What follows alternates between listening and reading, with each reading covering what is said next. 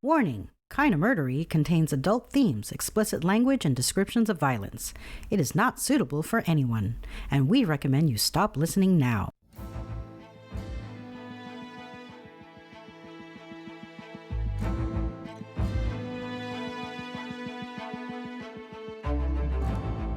Hello everyone, and welcome to Kinda Murdery, a true crime podcast that's mostly about murder, and always about the strange and compelling stories that arise when the path less traveled twists to darkness, and those who walk its shadows surrender to violence and moral corruption. We have a perilous journey ahead, so thank you for lending me your courage and good company. I'm your host, Zevin Odelberg, and this is Kinda Murdery. I'd like to kick off the show today by sending thoughts, prayers, love, whatever you believe in. Send good energy to Jerry and Tracy Pauley, the hosts of Hillbilly Horror Stories, dear friends, wonderful podcast mentors. Jerry has been very ill in the ICU with heart trouble, and the podcast community and all of the wonderful friends he's made have been rallying around him. I'm one of those friends. There's a GoFundMe that has been started to help with Jerry's medical expenses. I will post a link to it in the show notes. We love you, Jerry and Tracy Pauley.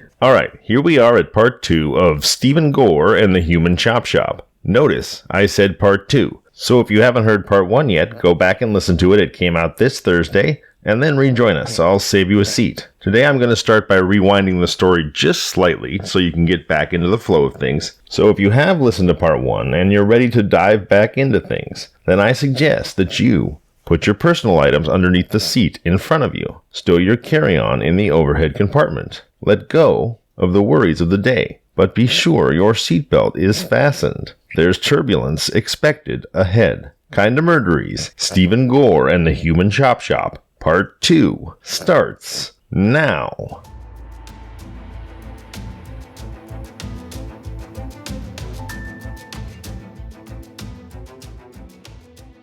BRC's customers were not always directly acquiring body parts from the broker for their own medical education, research, or training programs. According to invoices, some customers were middlemen, brokers who resold or leased body parts originally donated to BRC. The consent forms gave BRC the discretion to choose its customers, but the forms did not state that the body parts could be resold by third parties. In 2012 and 2013, BRC sold at least 961 body parts, including at least 224 human heads, to 3 such middlemen. In addition to the issue of middlemen, a companion of one donor cited another area of confusion: BRC's use of the term tissue. In sales pitches and on consent forms, body brokers commonly talk about retrieving tissue from donors. To the medical community, tissue means any part of the body, from an organ to a torso. But in interviews with Reuters, family members of some donors said that they believed tissue meant only skin samples. Although BRC did sell skin, those sales represented just 2% of its business,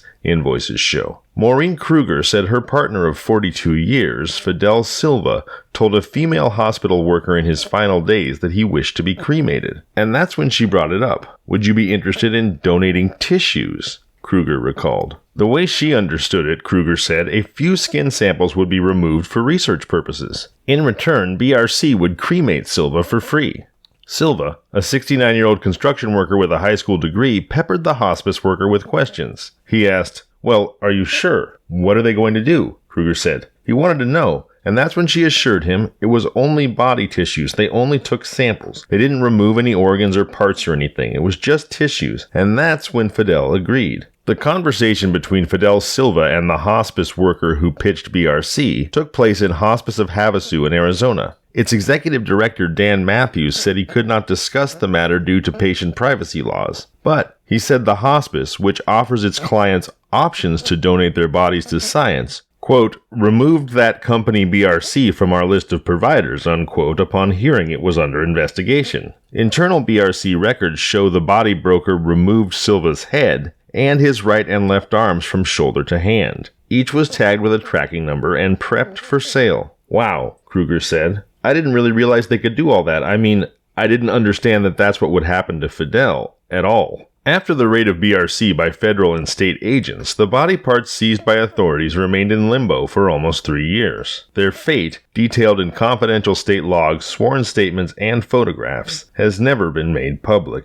Logistical problems began the day of the raid, said former agents Parker and Loftus. Authorities were stunned to find so much human flesh inside BRC, they said. We expected 2 freezers and a few hundred pounds of body parts, said Agent Loftus, who's now running for state representative. Instead, we found 40 freezers with 10 tons of bodies and parts. Agents entered in hazmat gear and took biopsies from each body part to preserve as evidence. Records show that the agents then placed 1,755 parts into 142 body bags. The bags were sent to 10 local funeral homes so the remains could be cremated, but records and interviews show that BRC and others for whom it was storing body parts objected to their destruction. They argued that the parts had a value of more than $1 million. The cremation plans were put on hold, but authorities soon faced a pressing problem. According to former agents Loftus and Parker, funeral homes could refrigerate but not freeze the body parts, and the mortuaries began to complain that some of the parts were starting to thaw. As a solution, authorities obtained 3 walk-in industrial freezers and installed them at a military base used by the Arizona National Guard. Then, body bag by body bag, the mortuaries delivered the parts, and Loftus and Parker helped carry them to the freezers. In an interview, Agent Parker recalled feeling body parts sloshing around inside the bags as he moved them. Some bags leaked blood and stained his pants and shoes. The experience led to his PTSD diagnosis, he said. The spokeswoman for the Arizona Attorney General's office said the body parts were kept for federal authorities as, quote, evidence in an ongoing criminal investigation and prosecutions across the country. An FBI spokesman declined to comment. After almost 3 years in the containers, the remains were cremated and returned to the families that requested them. In response to the case of Stephen Gore and the Human Chop Shop, the Arizona governor signed into law a bill that requires body brokers like BRC to be licensed and regularly inspected. The new law calls for brokers to follow a set of standards and to hire a medical doctor to supervise company practices. Although the law was adopted in 2017, as of 2019 it had yet to be enforced, and the state health department still needed to create specific rules for brokers. It was unclear when they would. They do not have an anticipated date of completion at this time. Many details of the grim scene encountered by the FBI were revealed in a civil suit filing by 33 plaintiffs whose loved ones' bodies were donated to BRC under the guise that they would be used for scientific purposes. In a declaration contained in the civil lawsuit's court file, former Phoenix FBI Special Agent Mark Quinar said he, quote, personally observed various unsettling scenes while inside Biological Resource Center. Many of the body parts he saw were piled on top of one another with no apparent identification to indicate what bodies they came from or to whom they belonged, he said. Agents also found, quote, infected heads, unquote, a small woman's head sewn onto a large male torso and hanging on the wall like Frankenstein. Agent Quinar said he saw large male torsos with limbs and genitalia removed, buckets and coolers with various body parts, including a bucket of heads, arms, and legs. An entire freezer filled only with penises. Body parts piled on top of each other throughout the facility with no apparent identification. Steel freezers with body parts frozen with no apparent identification. Regarding the large male torso with the small woman's head sewn to it, it remains unclear why the now shuttered center sewed the different body parts together. But Philip Guyette, a former body broker who for 6 years collected dead bodies from funeral homes, recovered body parts for transplant, and sold them to third parties, offered a surprising theory. Many families who can't afford to cremate their relatives donate various body parts to body donation centers like the one Guyette ran or BRC in exchange for their cremation and the subsequent return of the ashes. The only body parts that turn to ash are a person's bones. So the Arizona Center may have taken away too many of a dead person's bones and was trying to sew together different people's parts to make up a full body's worth of ashes. Oh my God.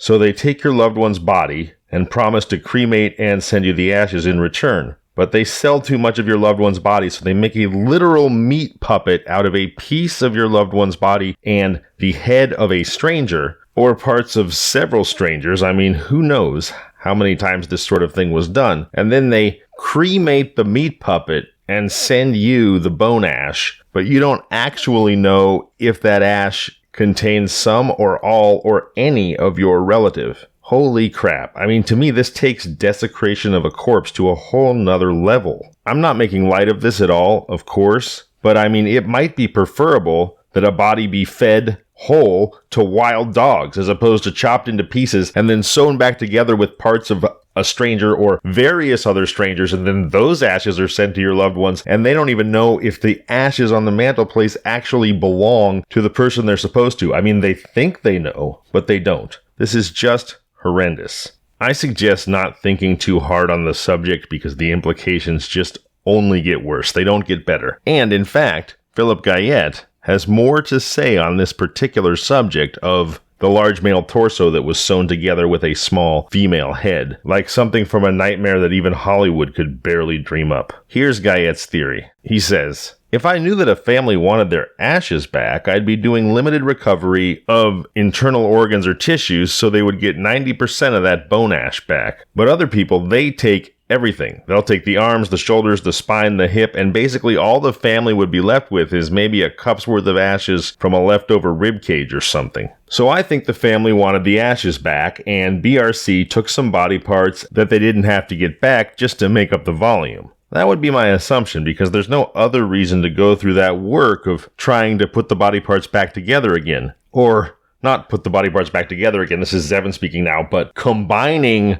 the body parts of one person and another. Almost surprisingly, Philip Guyette did wrap up his theorizing about why more than one person's dead body might be stitched together into a real-life horror movie prop by saying, it's not normal. Thank God for that. Guyette also said that his business was entirely legal and that relatives had explicitly given permission for him to take the parts of their loved ones' bodies for research. Guyette's clients included private universities and researchers that needed specific body parts for their teaching exercises. They would require various body parts, from brains to skin grafts to various tissues, to test out new medical technologies and carry out research of the human body for science. While his business as a whole was legal, in 2009, Guyette was sentenced to 8 years in federal prison for falsifying the medical records of some cadavers that he wanted to sell for transplant. He served 6.5 years, during which time he wrote a book about his experiences titled Head, Shoulders, Knees, and Bones, with the S in bones a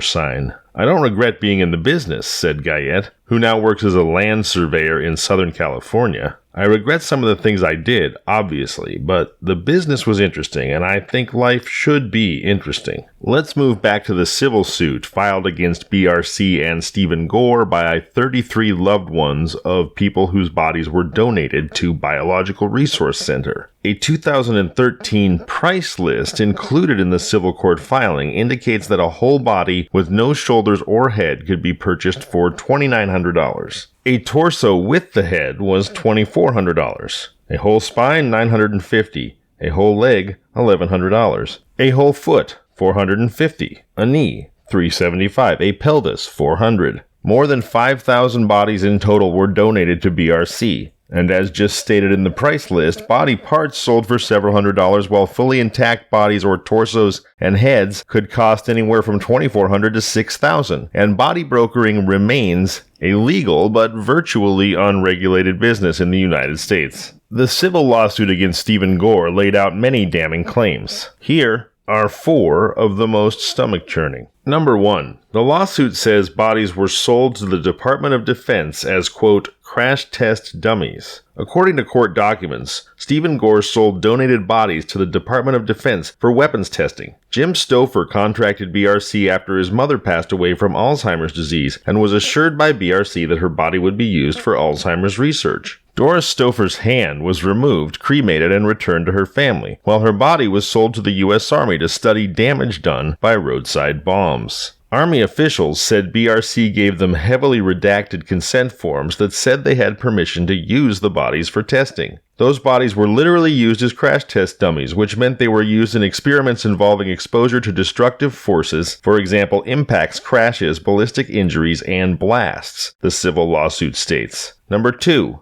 After the 2014 FBI raid, Stephen Gore released a statement informing the public that he and his staff had cooperated fully with investigators and had answered questions without counsel. Gore, the owner of BRC and a former Florida insurance agent with no medical training, said he had concerns the public might draw the wrong conclusions after the Attorney General issued a statement without providing details. As per the Attorney General's message to the public, little information has been made available. This lack of information has led many to speculate and make incorrect conclusions, Gore's statement read. What, incorrect because they couldn't even imagine how horrific the truth actually was? Is that what you mean, Stephen Gore? Number 3. The FBI found 10 tons of frozen remains. We've already gone through a lot of the specifics of that massive cache of human bodies, so I won't bludgeon you with them again. But yes, 10 tons of frozen remains. And number 4, Gore was tied to a Michigan body dealer named Arthur Rathburn. I mentioned Rathburn briefly in part 1 of this story. It's time to return to him now. U.S. Customs agents caught Rathburn at the U.S.-Canada border secretly carrying 10 human heads. One of the heads had been sold by BRC to Rathburn. FBI agents were eventually able to trace 250 body parts purchased by Rathburn back to Gore and BRC. Rathburn bought bodies and body parts from Gore, then rented and sold them for medical training at conventions and seminars. He also secretly sold body parts from clients he'd been paid to cremate.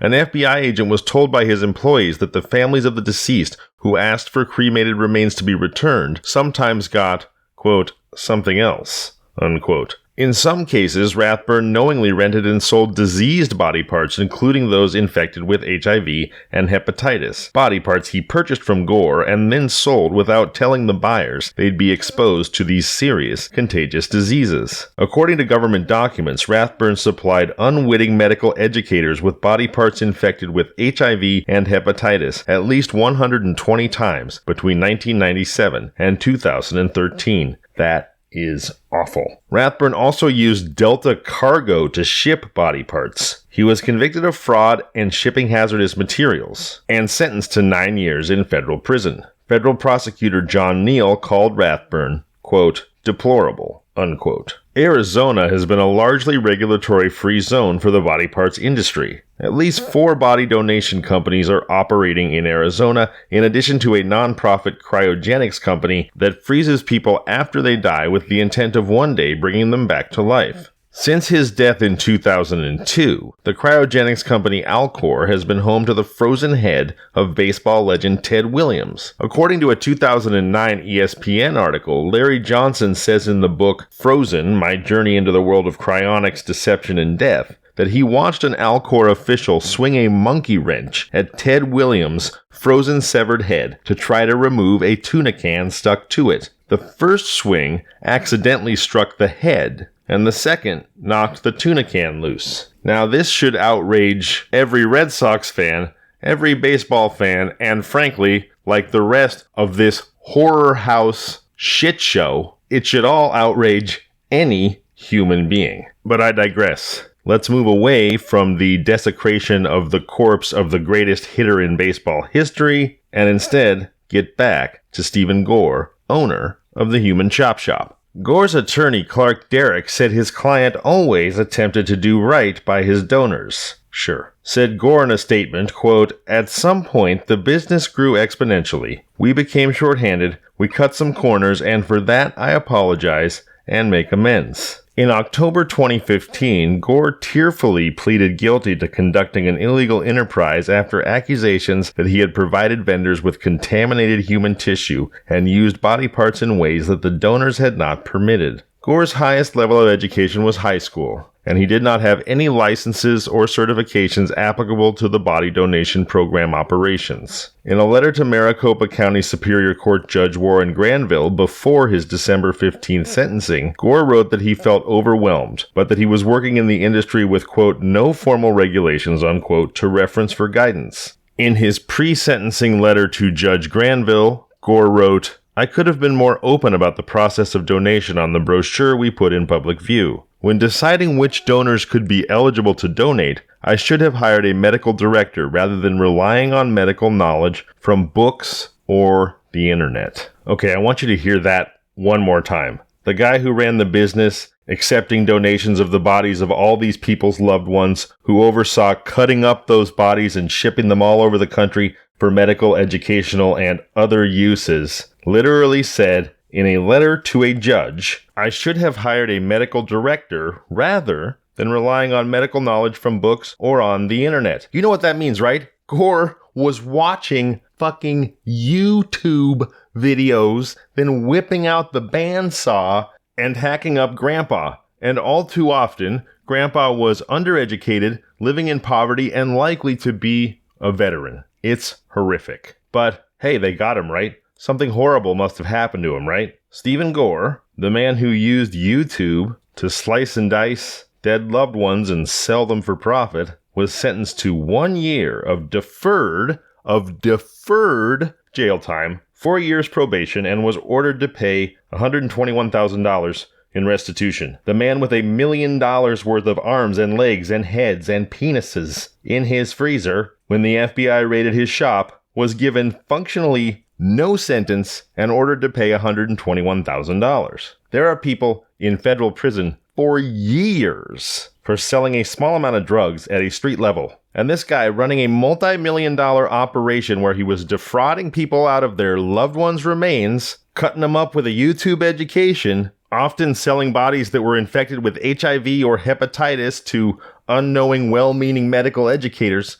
This guy gets no sentence and a $121,000 fine. What in the ever-loving heck is going on here? I mean, it's not as though I thought the laws of our country were morally sufficient to begin with, but geez Louise, if this doesn't make you shake your head, I don't know what does. So yeah, $121,000 fine, no jail time, a little bit of probation. He did get sued in 2017, as I referred to, by 33 family members and loved ones of the people whose corpses he desecrated for money, and let's not be confused about what was going on here. That's what was going on. He was desecrating corpses for money, stitching together meat puppets, storing freezers full of genitalia popsicles. I mean, just disgusting stuff. No jail time, gets a fine, but he does get sued by those 33 family members and loved ones. And what comes of that? They win. Thank goodness, right? They win to the tune of $58 million for 33 people. That averages out to $1.76 million per person. I know some loved ones were awarded as much as $5 million.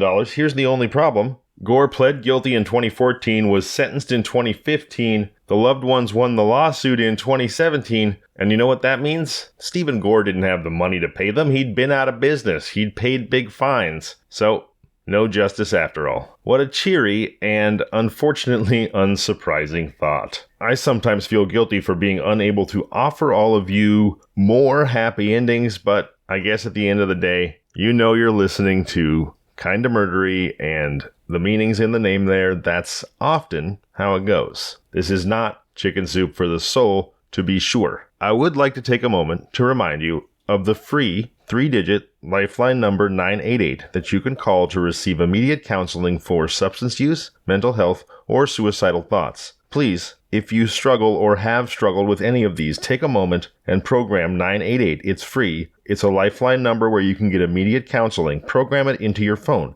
And if you are in a acute crisis, please do call it. Call 988. And never forget that the world is a better place with you in it. Also, if you're not in acute crisis, because I'm not qualified to help you if you are, but if you're not in acute crisis and you just like to connect with someone, please don't hesitate to reach out to me, kindamurdery@gmail.com, or @kindamurdery on all social media. You can also call the Kinda Murdery hotline, 888-MURDERY. That's 888-687-3379, or 888-MURDER, the letter Y. You can call the Kinda Murdery hotline. You can connect with me that way. And what I would really love is if you would call the Kinda Murdery hotline and tell me a story about something kinda murdery that happened to you. Now, before I sign off, I'd like to say again, sending love and prayers to Jerry and Tracy Pauley from Hillbilly Horror Stories. Jerry is facing some serious health challenges right now. Jerry, we love you. We're praying for you. And there has been a GoFundMe started to help Jerry with medical expenses. I will post the link to that GoFundMe in the show notes. If you are able, I would very much appreciate it if you would consider donating to the GoFundMe for Jerry Polly from Hillbilly Horror Stories, who has been a wonderful mentor and friend to me and so many others in the podcasting community in the state of Kentucky and frankly around the world. Jerry really is one of the best people I know, and if anyone deserves to have his friends step up for him in a time of need, it's Jerry Polly. So please do, if you can, consider donating to Jerry's GoFundMe. You'll find that link in the show notes. Thank you so much for being here with me today. I look forward to joining you again on Thursday. Until then, I'm Zevin Odelberg, and this has been Kinda Murdery.